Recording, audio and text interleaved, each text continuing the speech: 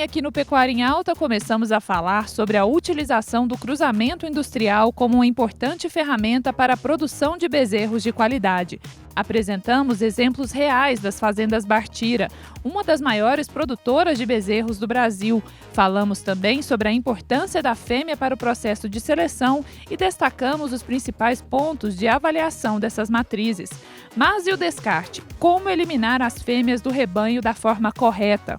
O primeiro critério é usado a idade dos animais, né?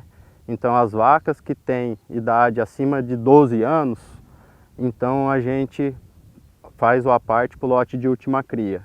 No pasto maternidade, aquelas vacas que abortam, que não parem, então esse aí também já é destinado ao lote de descarte para abate.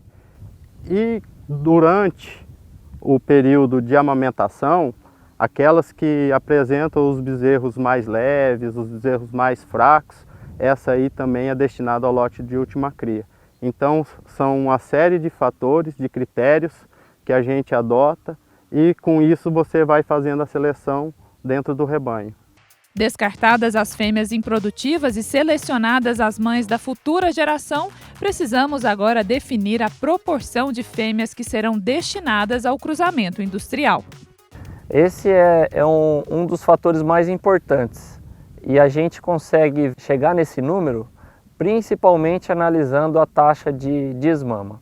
Se a gente tem 100 vacas Nelore e 75% vão desmamar, vão conseguir uma taxa de desmama de 75%. A gente vai ter 75% no final de bezerros desmamados e a gente precisa de 25 fêmeas Nelore para repor as 25 vacas que a gente tirou. Se a gente precisa de 25 fêmeas, a gente também vai ter produzido 25 machos Nelore. E num total de 75 bezerros produzidos, ainda sobrariam 25 bezerros que poderiam vir de cruzamento industrial. 25 bezerros de um total de 75 são 1/3 dos bezerros, ou seja, a gente poderia trabalhar com a exposição na estação de monta de 33% das matrizes em cruzamento industrial nesse exemplo. Lembrando que esse é apenas um exemplo.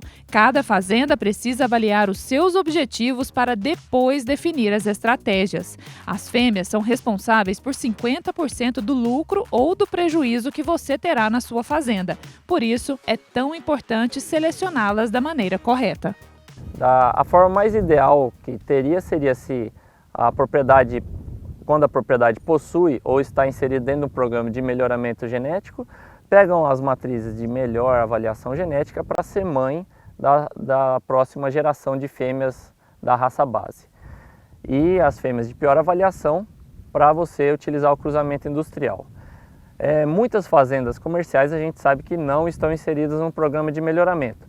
Então, se a propriedade está nessa situação, não está inserida num programa de melhoramento, mas tem dados zootécnicos de desmama, linkando o peso do bezerro com a mãe, pode-se fazer avaliações intra-rebanho para ver quais são as melhores fêmeas que estão produzindo os melhores bezerros, na melhor relação bezerro-vaca na desmama. Se nenhum desses pontos for possível dentro da propriedade, que a gente sabe que é a realidade da grande maioria das fazendas no Brasil, a gente ainda tem a opção e indica, inclusive, direcionar as fêmeas mais jovens para ser mãe da raça base, para ser utilizada no caso o Nelore, como é feito aqui na fazenda Bartira, porque a gente sabe que há uma correlação muito alta das fêmeas mais jovens serem as fêmeas melhores geneticamente. Por quê?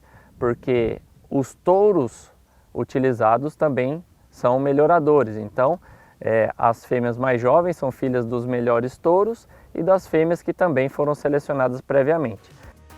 Agora chegamos em outro ponto crucial para a evolução do rebanho: a escolha dos touros que serão os pais da sua futura geração. Como identificá-los? Amanhã, aqui no Pecuária em Alta, vamos falar sobre as principais características que devem ser avaliadas.